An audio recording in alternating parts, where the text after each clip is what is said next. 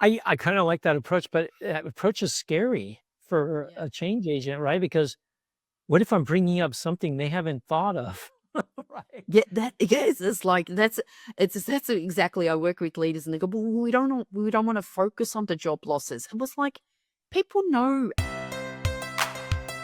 Welcome to Embracing Digital Transformation, where we explore how people, process, policy, and technology drive effective change.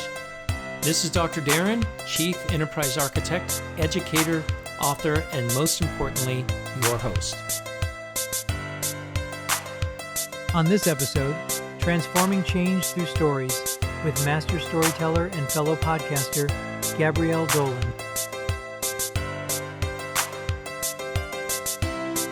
Gabrielle, welcome to the show. Hi, thanks, Darren. I'm very excited to be with you. Yeah, we had a great conversation last week or the week before We did? last. Yep. And I said, hey, this would be great to have Gabrielle on the show. But before we dive into what we're talking about today, everyone on my show knows, everyone that's listened to my show knows that I only have superheroes on the show. And every superhero has a background story. So, Gabrielle, what's your background story?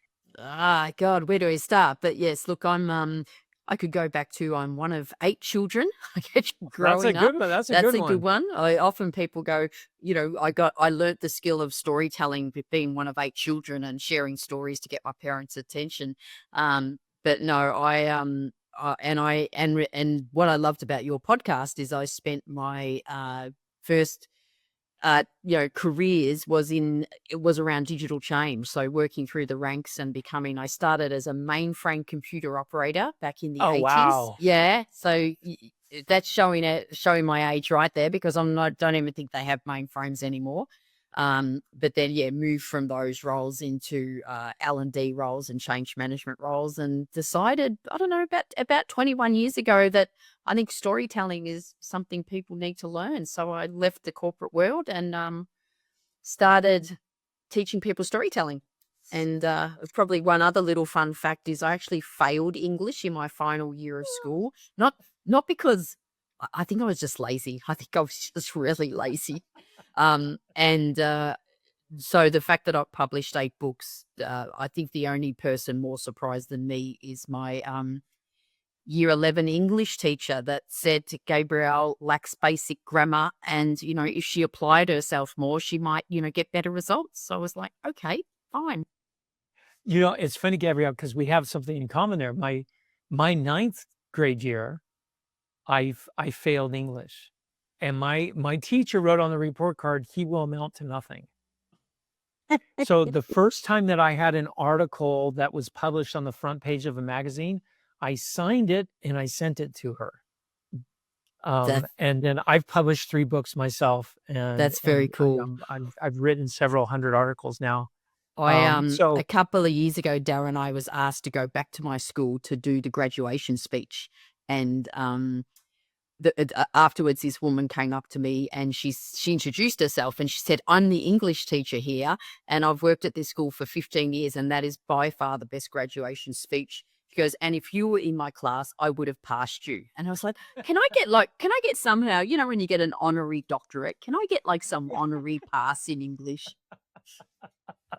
that's awesome. That's awesome.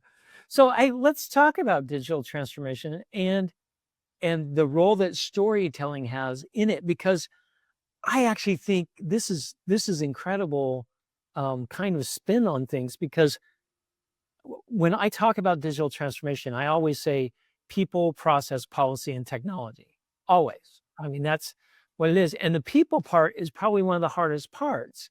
And what better way to get your ideas across to people than through storytelling, because people can relate and they remember, which is some of the hardest parts of digital transformation, is getting people to change their perspective.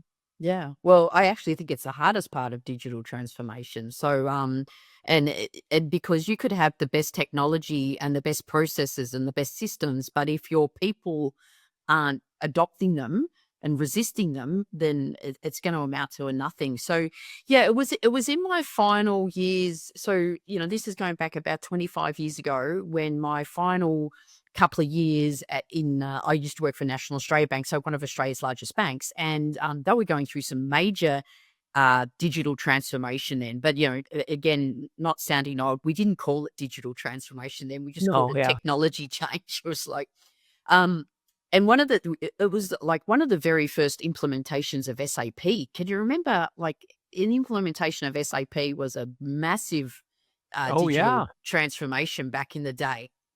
And so like I said, I'd started in technology, so I knew the technology side of things. But the last few years, it was in the the change management. So educating people why we needed to change. And what I started to notice is that I would go out to the business units and you'd talk about why we needed to change, and you'd hit resistance all the time because people don't want to change. What I found is that when I shared a story about why we needed to change, it wasn't a silver bullet. Don't get me wrong, it wasn't a silver bullet. But what I found is more and more times people would go, yeah, I guess I never thought about it that way, or I can understand that, or it lowered their defenses. And sometimes when you're trying to get people to embrace digital change, you've got to get them to let go of what they're currently thinking so they can actually entertain and listen to the messages around change. And that's what I found story helped with that. So I sort of started to experiment more with it, and the more I did it, the more successful it became. I like how you described how it breaks down those barriers that people put up, right? Oh, another technology, another change, right? Yeah. And instead you break down those defenses. So now you can actually talk person to person Yeah. without the Yeah. technology there, right? And saying, hey, that's actually really brilliant. Yeah. And I think also too, Darren, when it comes to people embracing digital change, it's like, what's stopping them? So this actually even, like when I work with leaders now and they're wanting storytelling, share stories about the change, and you can share all the stories you like about how great the change is going to be. And I remember this one woman, she was sort of saying that, and I go, what do you think is going to stop them from adopting this? And she thought about it for a while, and I think one of her colleagues said that they don't think there's anything broken with the old system. So Uh, can you imagine if you're going to push, this is a great system, it's going to make your job easier and blah, blah, blah, but everyone's thinking there is nothing wrong with the current system, they're not going to be listening to your messages. So I sort of said, instead of your story being around how great the new system's going to be, you need a story to communicate that sometimes we're very, like sometimes we think there's nothing wrong with, and there's maybe isn't anything wrong with the new system now, but we need to, change it. But and to me, it's like you share a personal story around that. Like, it's like, and we've all had times where we go, well, what I'm currently doing is working. And it might be working for you now, but it's probably not going to be working for you, in a year's time or whatever. So it's identifying the real problem of why they're not embracing the digital transformation in the first place. And a story will help you with that.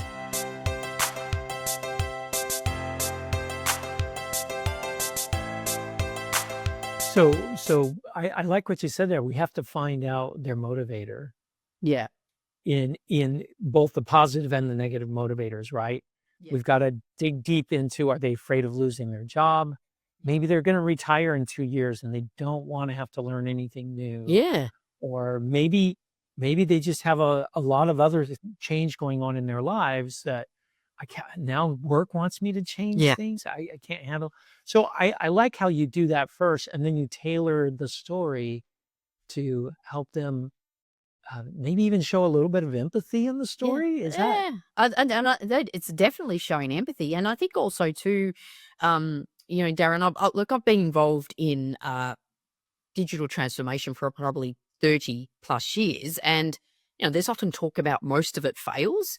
And I think because we don't acknowledge the negative stuff, we sort of try to We try and focus on the squash it. positive. Yeah, and just squash it. But it was like, people resist change. They don't like change. They got so much change going on. Can I just come to work? And they feel like it's constantly changing. So and sometimes they will potentially lose something. I mean, let's not ignore the fact that a lot of digital transformation will result in job losses for a start in a lot of the cases. And why aren't we talking about that? So I think we got to acknowledge that and show that, yes, we know this is a reality, but, then focus on the positives and not squash all those negatives.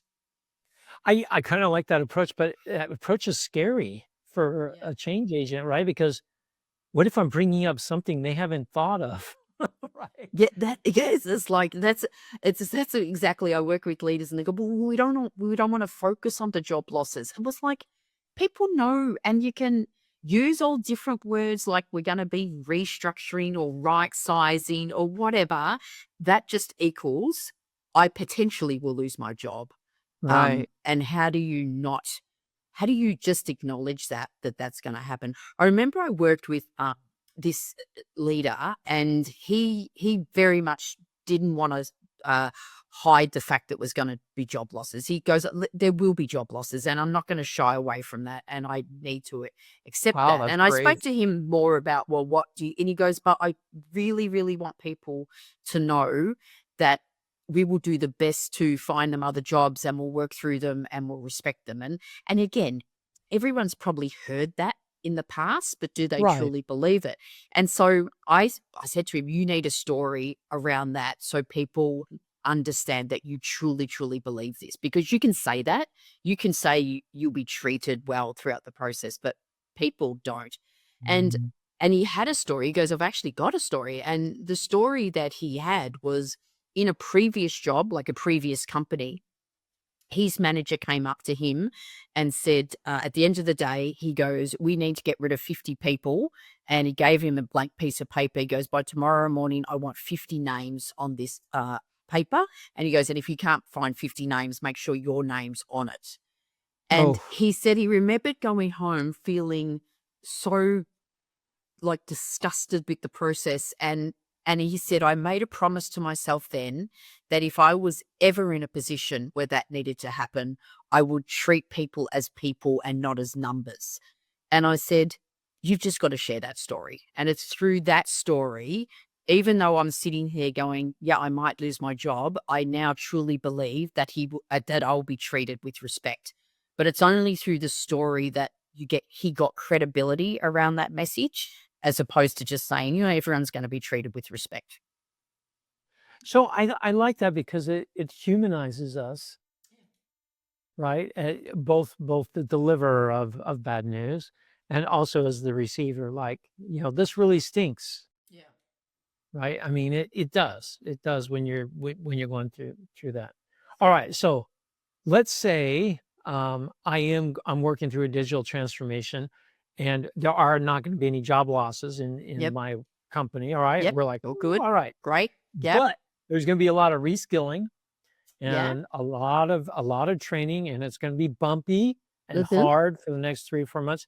All right, how do I develop a story? So what are the key elements in storytelling that I need to bring out as to help with what we talked about this emotional empathy and getting people to buy in, right? That's Yeah. Yeah. So that's a great it's a great question and great example, Darren, because a lot of people, predominantly I work with organizations who are going through change or rolling out new values, and they want to communicate it through stories, which is brilliant.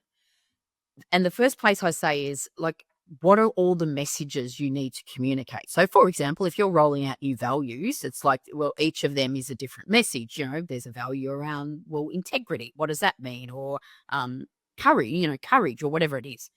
The ones around change is I help them identify, okay, what all the messages around change. But one of the messages that should be, and that you've just said, there'll be messages around, but there's going to be reskilling is going to be required. And that's going to be frustrating at times. So it could be a message around, reskilling is frustrating. And we know about that. This is actually going to take a long time. And so we're going to need a bit of persistence and resilience to actually get through this. So it's identifying those stories. I maybe would it be helpful if I gave you an example of a client that Yeah, shared a yeah. story like What's your that, and example? then we could break it down, like what the elements of why that's a good story. So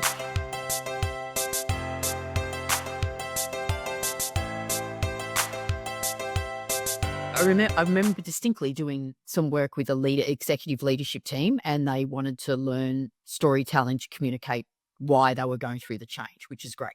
And one of the execs, his name was Anthony, and his area, his department was going to bear the brunt of the changes. So they were sort of going to be the most disrupted by the change. And so he wanted the additional message of, yeah, this is not going to be easy. This is going to take a long time.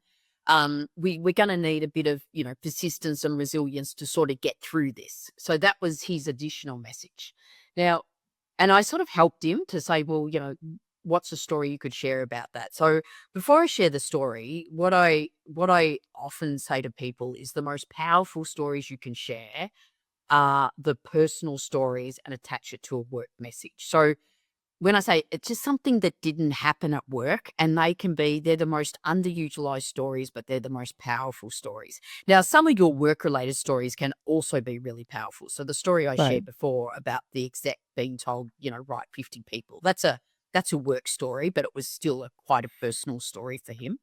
right. So I was working with Anthony, this exec, going, okay, so we've got to try to think of a story about persistence and resilience. Now, I'm going to share the story that he shared.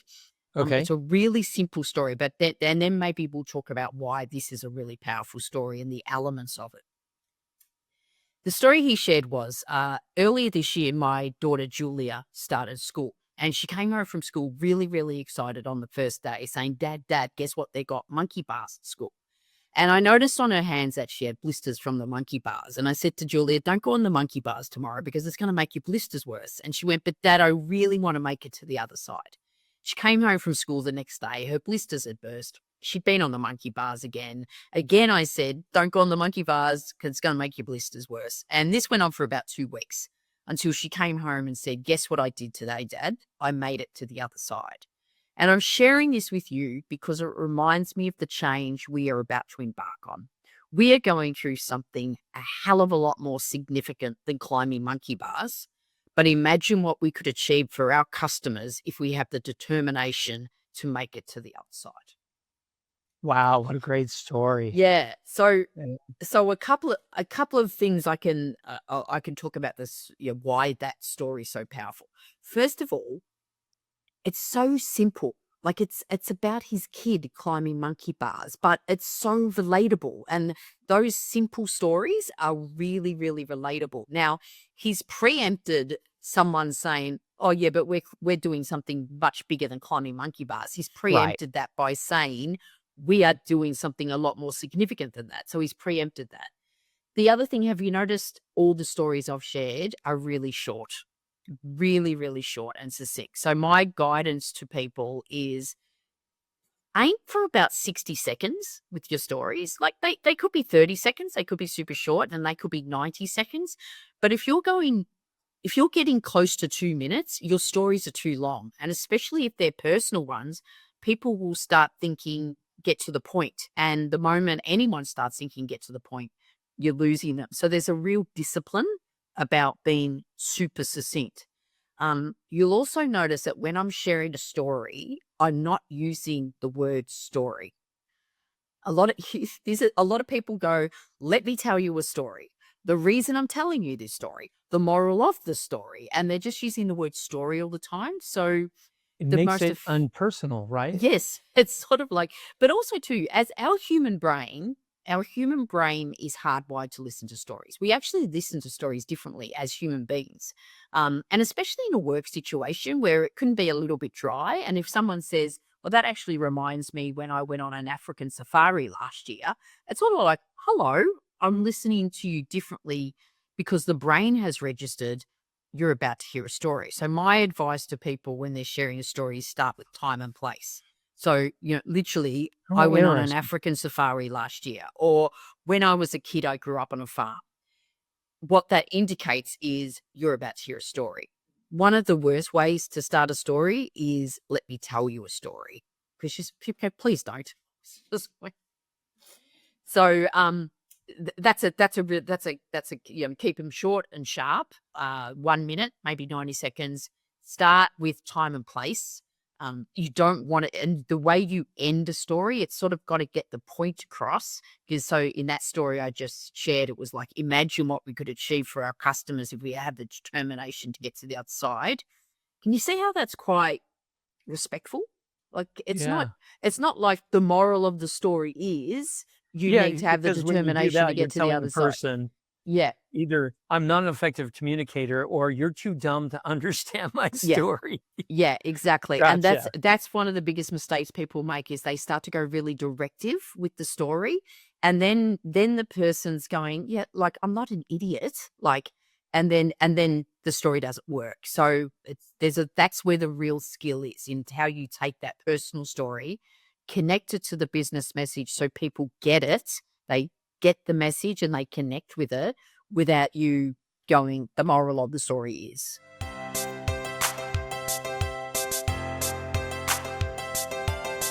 Yeah, this totally makes sense. Um, and why can't we just naturally do this? um, I think as humans we naturally tell stories. So a lot of people go, "Oh, I don't tell stories." I go, "Well, you do. It's We just do. how We just effectively you tell them in business." And look, yeah. I often say to people, it's a skill. It's literally sharing stories effectively in business. It's a skill. And if it wasn't a skill and it was really simple, everyone would be doing it and everyone would be doing it well. And And they they're don't. not, and we've seen so many.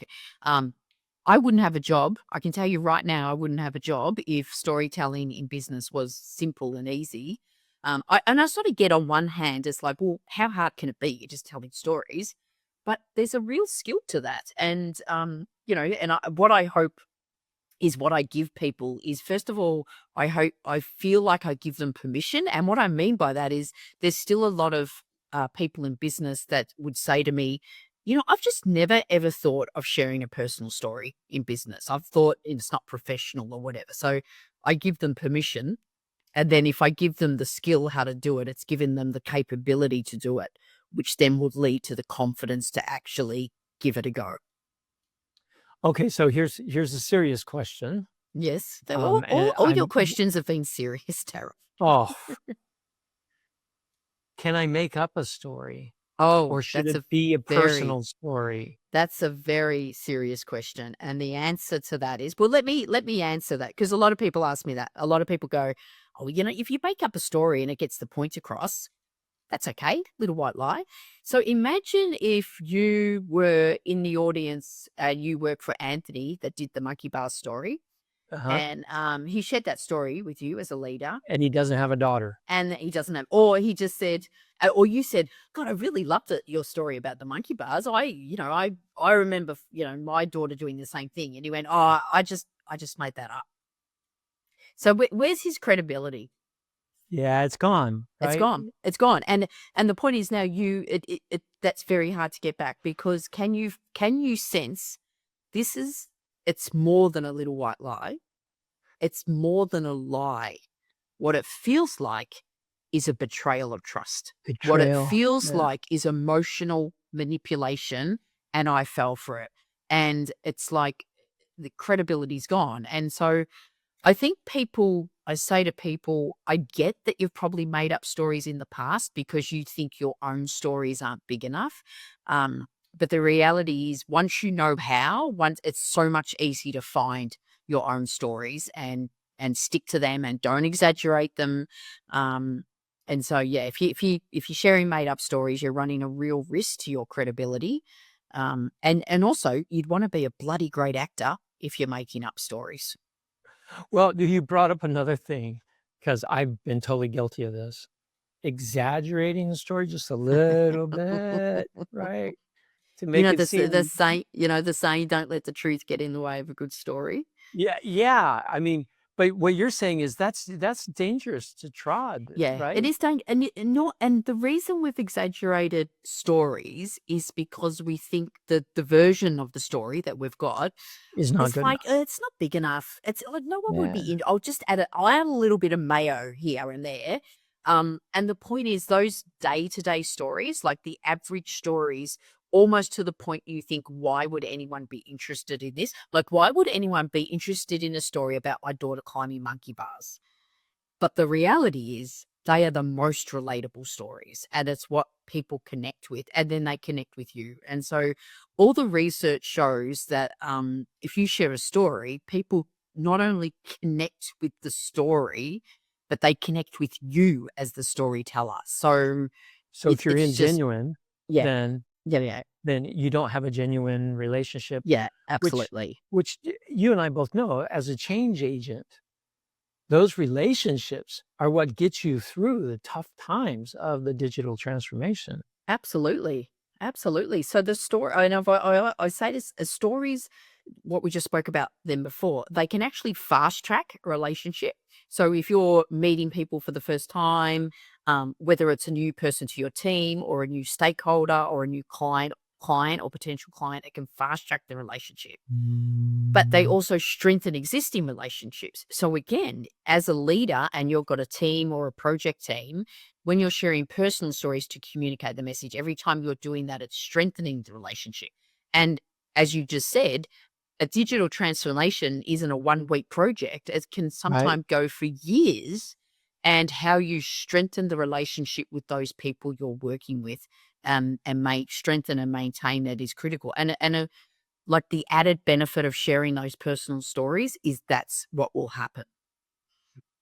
How dangerous is it to use? Because when you were talking about digital transformation takes time, how dangerous is it to use stories that happen during that digital transformation as a story to continually build a bond and a relationship with your team?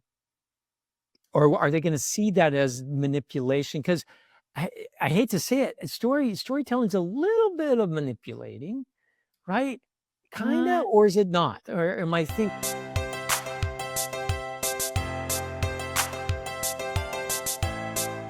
so no, it's what you think is manipulation or influence. And so I think, and I genuinely think if you come from storytelling from a very authentic place authentic self? around two things.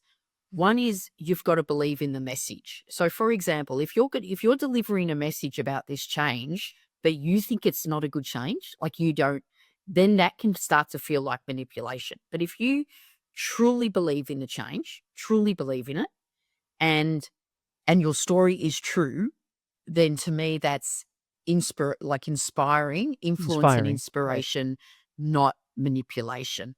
I just to give you another example, I was working with a team a couple of years ago, and they wanted, it was just upskilling their leaders around storytelling, around all these changes that were happening. But one of the changes that was happening is they were moving to an open plan office. And Oh, one of the yeah, the like I couldn't this was a few years ago, and I was thinking, "What, you just," like, most people are going back the other way. But anyway, yeah, um, exactly. she said to me, she came up in the break and she goes, what one of the messages around the open plan, she goes, "I can't tell a story about why going to open plan is so great." She goes, "Because I have been a very vocal, like, against it." Like, because Right. they were like, lawyers, the legal team, Oh, and she's wow. going, "I have been so vocal against this. It's gonna cause so much disruption to my team. I can't go out with a story about how great it's gonna be." And I looked at her and I went, "No, like, no one's telling. Why are you even thinking that?" And I go, "Tell me what you really think about, open plan." And she said, "I understand why they're doing it, and I appreciate that there are benefits. I get that. It is actually just going to be a massive challenge and transition for our team to get there." And I go, "Right, that's your message. That's your story." Okay, so now the message is around, oh, not all great. And then I started telling her, "Have you had times in your life where you've really resisted?" And, how I help people get stories is ask some questions. And as soon as I did it, she went, "Oh my God, I've got this story where my husband, we used to live in Perth and he wanted us to move to Sydney. And I just resisted for so long. And then we've moved, and I look back now and it's the best decision I've ever made in my life. And I was like, Oh, fine, there's your there you story. go. There it is. There's your story. So the story is acknowledging, I get this is going to be hard, and, but so yeah. I really like what you said, because the storytelling that you're talking about is really about your authentic self. People can Yep. see through you Oh, making stuff up. Right? absolutely. Absolutely. Oh, this has been fabulous. Gabrielle, we're out of time, which I'm Oh my really God, sad it's gone so. because I know. I mean, we could talk on stories all day long and share some stories. If people want to find out more and learn more from you and your books and things, where do they go? Is there one place they can go to find out more? Yeah, look, I'm on LinkedIn, so absolutely connect on LinkedIn. And my website's just gabrielledolan.com. But yeah, my latest book, the Story Intelligence book, I feel like is the 20 years of my life in this book. So if you want Wow, one resource that's going to that's help it. you understand why storytelling is powerful, how to find the stories, how to share them, where to share them, how to use AI to help you find and refine stories but not lose your voice.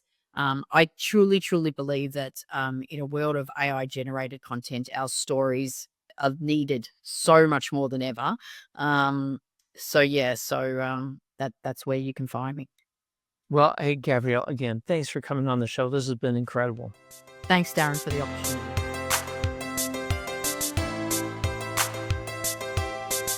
Thanks for listening to Embracing Digital Transformation. If you enjoyed today's conversation, give us 5 stars on your favorite podcasting app or on YouTube. It really helps others discover the show. If you want to go deeper, join our exclusive community at patreon.com/embracingdigital, where we share bonus content and you can always connect with other change makers like yourself. You can always find more resources at embracingdigital.org. Until next time, keep embracing the digital transformation.